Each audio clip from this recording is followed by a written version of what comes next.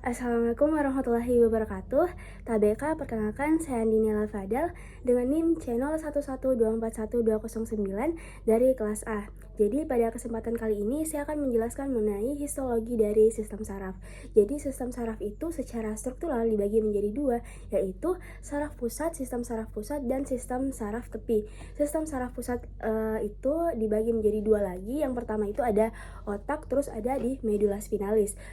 Terus kalau misalkan sistem saraf tepi itu dibagi menjadi tiga, ada serat saraf, terus yang kedua itu ada ganglion, yang ketiga itu ada reseptor. Terus lanjut, secara fungsional dibagi menjadi dua lagi, yaitu ada saraf somatik dan saraf otonom. Somatik itu yang kita dapat gerakan secara sadar, terus kalau otonom itu secara tidak sadar. Seperti dibagi menjadi dua lagi, yang pertama itu ada simpatis dan parasimpatis.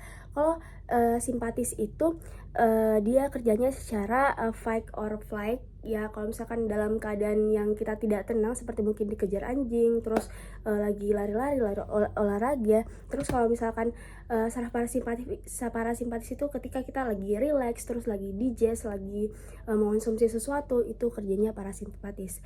Terus lanjut kita masuk ke histologinya itu sendiri. Yang pertama itu ada korteks cerebrum. Di sini ada korteks cerebrum. Jadi korteks cerebrum itu dibagi menjadi beberapa lapisan. Yang pertama itu ada lapisan molekular. Jadi lapisan molekular itu yang paling atas sini. Terus yang di bawahnya molekular itu ada lapisan granular luar. Jadi lapisan granular luar itu yang ini, yang granula itu. Terus di bawahnya lagi ada lapisan piramidal luar. Lapisan piramidal luar itu yang ini ada piramidalnya tapi di bagian luarnya. Terus ada lagi yang di bawahnya lagi itu ada lapisan granular dalam. Jadi granular dalam itu di bagian sini-sininya. Terus di bawahnya lagi ada piramidal dalam. Piramidal dalam itu yang ini, yang banyak penjulurannya. Terus yang paling bawah itu ada namanya lapisan polymorph, yang bagian yang gelap-gelap ini. Terus kita lanjut mengenai cerebellum. Jadi sebelumnya itu saya mau beritahu bahwa tadi di korteks cerebrum ini, ketika kita perbesar seperti ini, kita dapatkan yang namanya sel piramidal. Itulah kenapa tadi ada yang namanya lapisan piramidal, ada luar dan dalam, karena memang di dalamnya ada namanya sel piramidal yang ini. Coba lihat ini. Di sini ada dendritnya, ini yang di atas, terus yang di bawah itu ada aksonnya, terus ini ada badan selnya, terus yang bulat-bulat ini ada neuroglianya. Iya, kayak gitu. Terus lanjut kita masuk di ini namanya cerebellum maksud saya, cerebellum.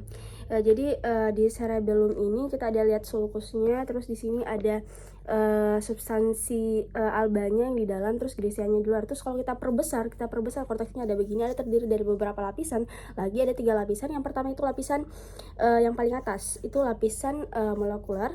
Terus yang paling dalam itu ganglioner. Ganglioner itu kalau misalkan udah ada ininya, sel Purkinje-nya, jadi sel Purkinje yang ini.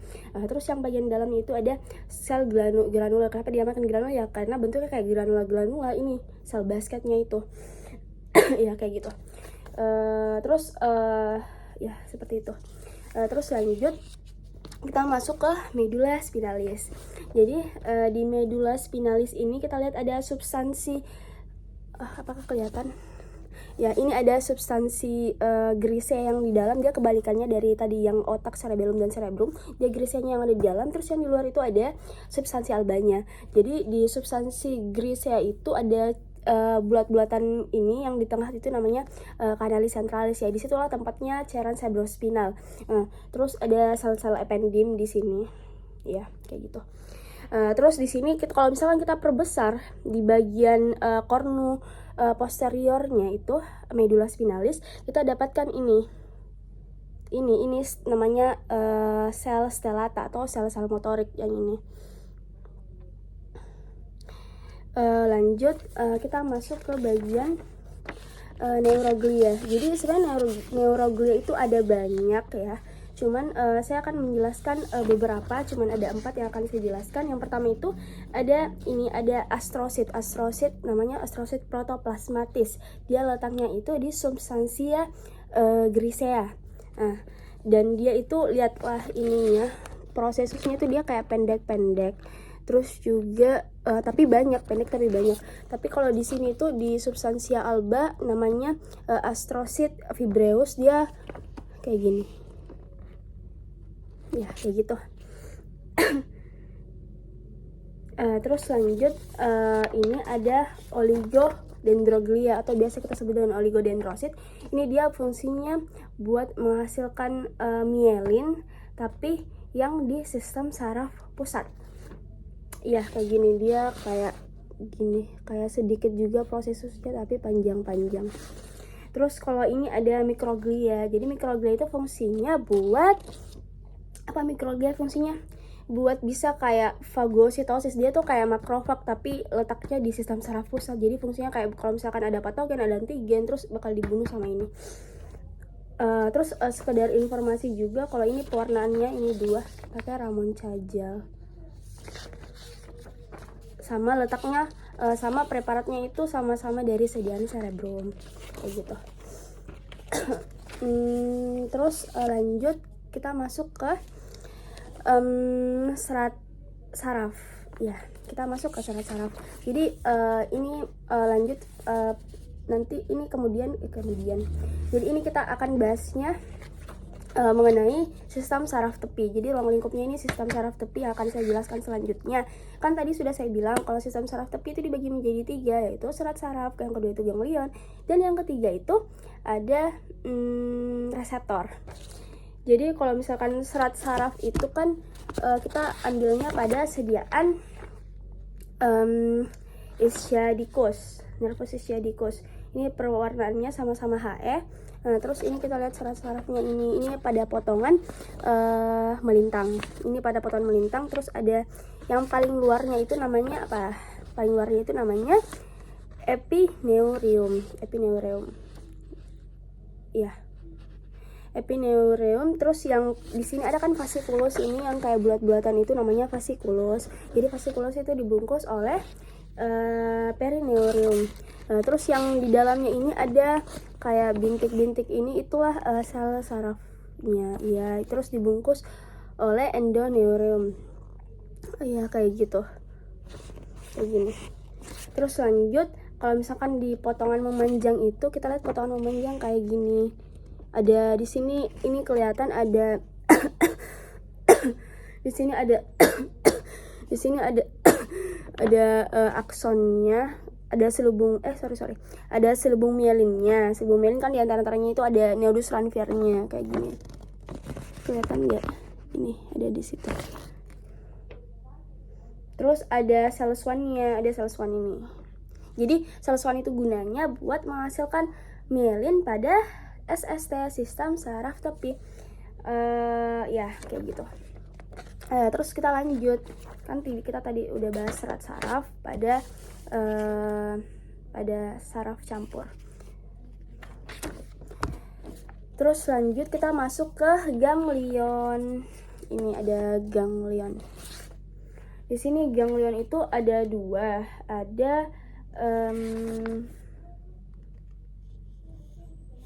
ada ganglion spinalis dan ganglion simpatis. Ini ganglion simpatis. Kalau ganglion spinalis itu kayak gini, mereka tuh sama-sama punya jaringan ikat di atasnya kayak gitu. Terus di dalamnya ini ada ini, dia tuh kayak dikelilingi sama ini, sel-sel glia yang kayak tertutup gitu, buat kayak lingkaran tertutup yang memang selnya itu dikelilingi. Terus ada sel neuronnya yang di tengah-tengah ini. Terus ada inti selnya yang di tengah juga, yang titik-titik itu, ini titik-titik itu. Terus kalau di bawahnya ini yang simpatis ini, kita lihat ini ada sama-sama ininya, tapi dia glianya beda. Karena kenapa? Karena ini dia kayak tersebar gitu, nggak nutupin ininya selnya. Terus selnya dia itu ada ini di tengah-tengah yang ini.